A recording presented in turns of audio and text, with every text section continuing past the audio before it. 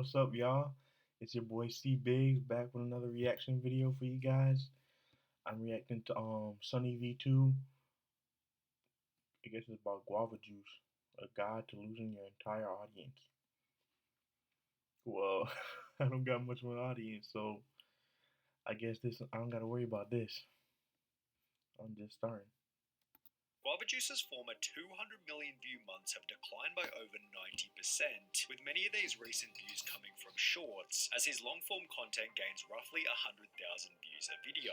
What on earth happened? Damn. Let's travel back to his Go absolute peak. January 2017, 249 million views. Why was he so successful at this point in time? By then, Guava Juice had already been on YouTube for over 11 years, during which it became apparent that he was incredibly talented at latching onto trends and had built an intuition for what was He looked a little bit like feminine, a little bit like he looked like a girl a little bit.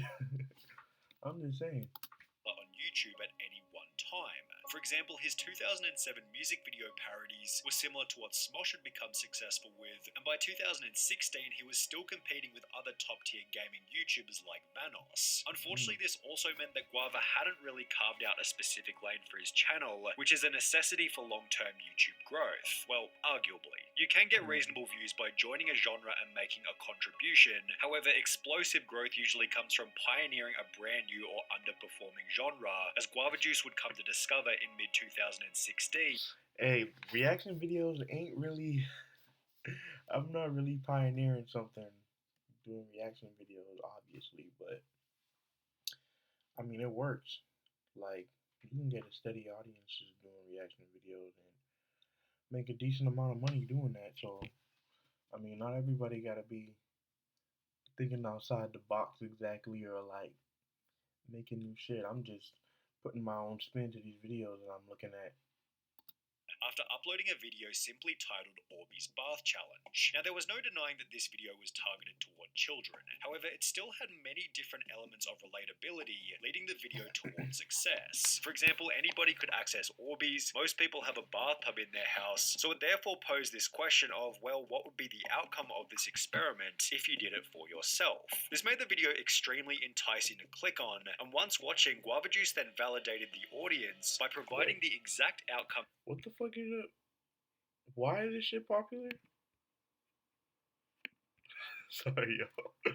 I gotta Bath Challenge. Now, there was no denying that this video was targeted toward children. However, it still had many different elements of relatability, leading the video towards success. For example, anybody could access Orbeez, most people have a bathtub in their house, so it therefore posed this question of, well, what would be the outcome of this experiment if you did it for yourself? I'm assuming you would just jump in a bathtub full of Orbeez, squishy Orbeez. That's the outcome of this experiment. How did this get popular? Made the video extremely enticing to click on, and once watching, Guava Juice then validated the audience by providing the exact outcome. Yeah, he's filling up a tub with Orbeez. I mean, I guess it's for little ass kids fucking be interested by that shit. Everybody had clicked on the video for a bathtub filled to the brim with Orbeez, which when combined with a cameo from Spider-Man made for the perfect viral video.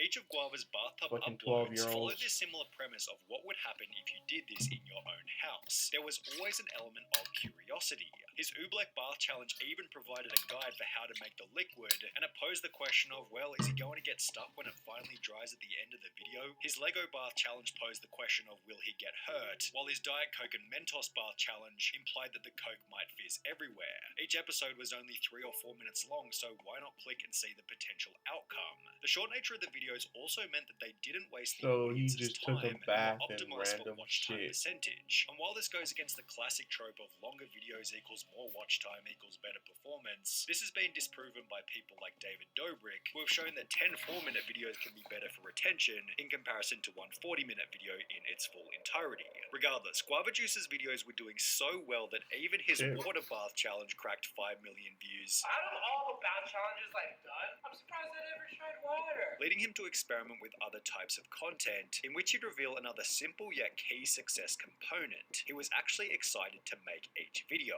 Despite being in his mid-20s, you could tell that Guava Juice loved every piece of content, from making gummy pizzas to building a house out of red cups. This gave the videos a unique, enjoyable flavour, as it was obvious that he was happy to be there, which accompanied his cliche yet ideal philosophy of wanting to improve the content every single day. As long as you consistently make an effort to do better every single day, things will definitely get better every single day. However, Guava's explosion was also assisted by timing, as the viral videos required significantly less time and effort back in 2017.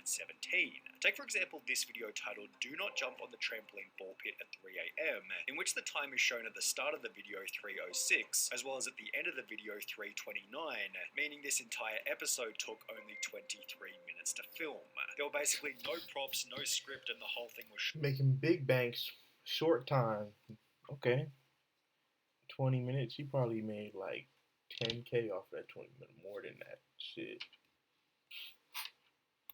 One take, meaning the video took only a couple of hours to complete after editing, and it's now received over 20 million views. To achieve that same kind of performance on any long-form video today requires at least 1 week's work, as well as maybe a team, maybe a budget, and even then pulling anything close to that number requires a perfect storm. Back then, however, Guava Juice was doing millions of views on every single video, almost all of which needed minimal planning and could have been completed in under a day. In the process, Guava Juice kept up with every trend from Fortnite to TikTok reactions until he'd dip his feet into a brand new video type that would take his channel to a whole new level, his 10 Things You Shouldn't Do series. In the beginning, it wasn't even supposed to be a series. However, after 10 Things You Shouldn't Do in an airplane gained a view count in the millions, Guava Juice doubled down with 10 Things You Shouldn't Do in the movie theater, 10 Things You Shouldn't Do at school, and 10 Things You Shouldn't Do on a train, each of which performing incredibly well, and it's really no wonder why.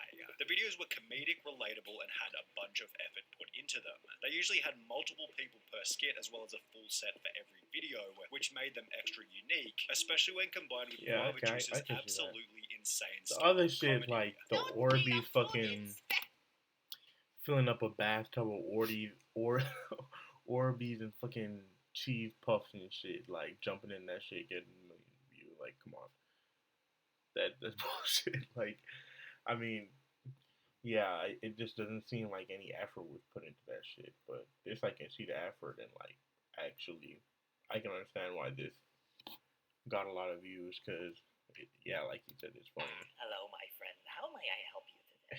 Hello, I'm the food inspector. Could I have one of each food, please? Well, I mean, Sure. I don't know. This shit is kind of creepy. I'm inspecting food. Right this way, Mr. I don't know Food if all this Inspector. shit was funny.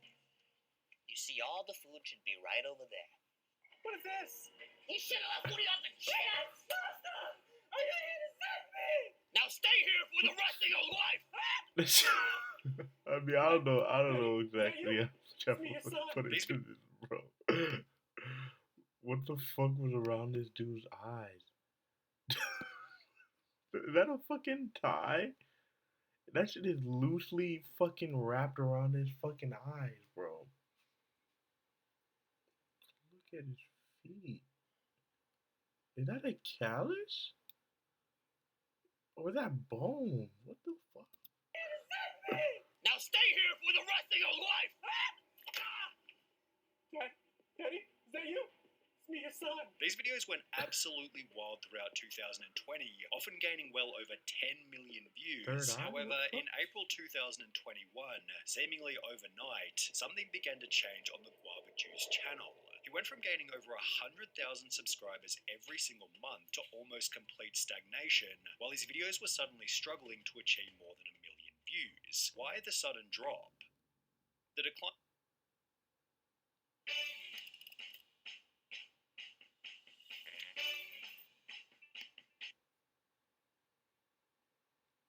The decline seemed to begin with a video by Danny Gonzalez, posted only 2 weeks prior, titled Guava Juice is Out of Control, in which Danny would critique the absolutely insane nature of every Guava Juice video in a fun and entertaining way. It's just so hard to follow. It's like, is this even a story? Is there a plot to this? They're just like doing random things and crazy things are happening. He can't really subvert our expectations anymore because our expectation is just that something random is. I'm just saying, this might sound a little wild, but I mean, this dude is definitely white passing. I would not suspect this dude to have any Hispanic descent, but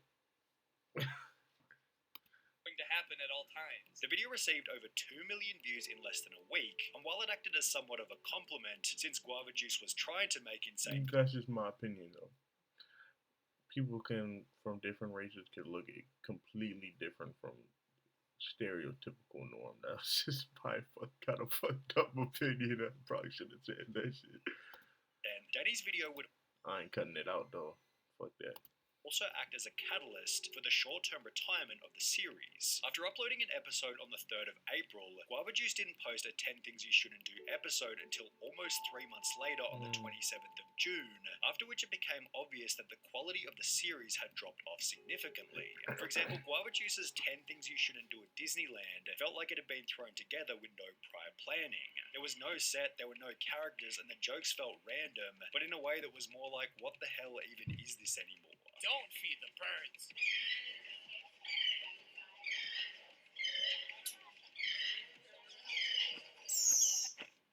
During the retirement of the series, Guava Juice had instead been uploading increasingly lazy content, such as Guava Juice ranks Guava Juice videos, as well as old repackaged compilations, keep up such the as effort Best that he of put in Guava Juice originally. 24-hour live stream, both So of he which pretty much just burned out. He burnt out. Plus, probably a mixture of him like needed money, like, or he wanted to keep the same views by like keeping the same type of content, because he could have probably switched it up. But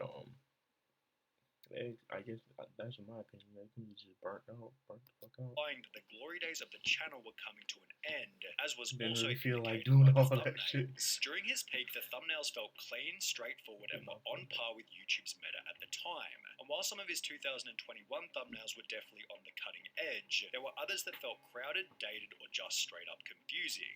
The channel seemed to have been struggling from a lack of effort and innovation. However, there was actually a good reason for this. In December 2021, Guava Juice announced that he'd instead been spending his time on a kids' TV series called The Guava Juice Show, which was about to release its very first episode on YouTube Originals. Guava displayed his confidence in the show by purchasing a billboard at LAX, and it was looking like this series could reignite the channel, although only in the beginning. The first 5 episodes performed reasonably well, averaging around 3 million views each. However, for whatever reason, the 6th episode gained only 150,000 views, with almost every episode afterwards following a similar trend. Guava and his team would produce a total of 13 episodes for the show, after which he'd upload a new video titled The End, in which Guava Juice was unusually upset, possibly as a partial result of the show's poor performance. I've been doing Guava Juice for so long, I've missed my daughter's birthdays, and friends' weddings, and I feel like there was just no balance to who I am as a person. Guava Juice didn't specify why he was feeling so down. However, he wasn't ready to give up just yet, as he then released a second season of the show, which once again performed to a mediocre standard. At a couple 100,000 views per episode, Guava might as well have just continued making standard videos, and this wasn't even the worst part. Whilst producing the show's 26 episodes, Guava Juice lost touch with the one skill that had always guaranteed success: an ability to keep up with trends and the current YouTube meta. Prior to making the Guava Juice show, he was averaging maybe 700,000 views on his normal YouTube uploads. However, after the second season came to an end only 7 months later, it was rare to see any of his videos achieve more than 200,000 views. It seemed that Guava Juice had fallen into the misconception that if he split his time between YouTube and a TV show, he'd achieve double the amount of success, yet the opposite happened and his performance was instead cut in half. On top of splitting his time between 2 different forms of media, Guava Juice also had to worry about YouTube Shorts, his in-store products, as well as a bloody NFT project, which has to be one of the dumbest things you can launch as a creator, because it's so... So pretty much what I get from this, my analysis, my little analysis is that this dude just seemed like he got burnt out from like the original content that he was doing, like the bullshit skits and shit. And then he didn't want to put the effort into it, and then he thought that pretty much making a TV animated show was gonna like boost his channel and he would get more views coming in, but that didn't work, and now he's stuck in the past and pretty much like doesn't have anything else to do besides that.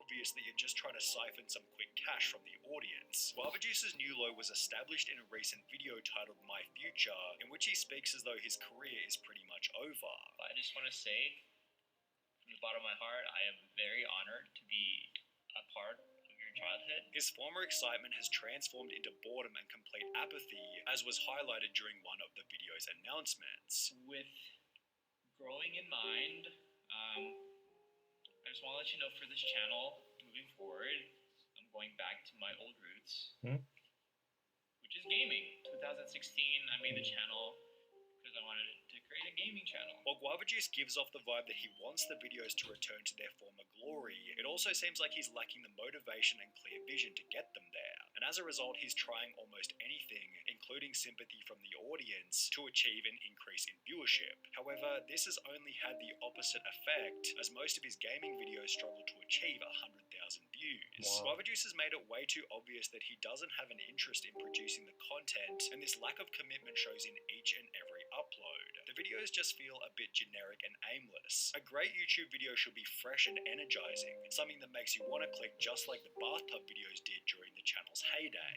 And while it's clear that Guava Juice is slowly rebuilding his intuition for what makes a great video, tens of millions of views to like tens of thousands of views. That's a steep fall. That's a steep fucking fall. But this is kind of sad. I'm not gonna lie. This is actually kind of depressing. Jeez. where he's yet to return his skills back to a competitive level.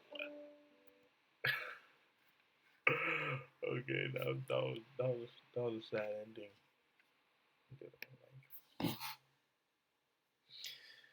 All right, y'all. That's it for that reaction video. Like and subscribe. Leave a comment if you like. Turn on post notifications and all that shit. I'm gonna catch y'all in the next one.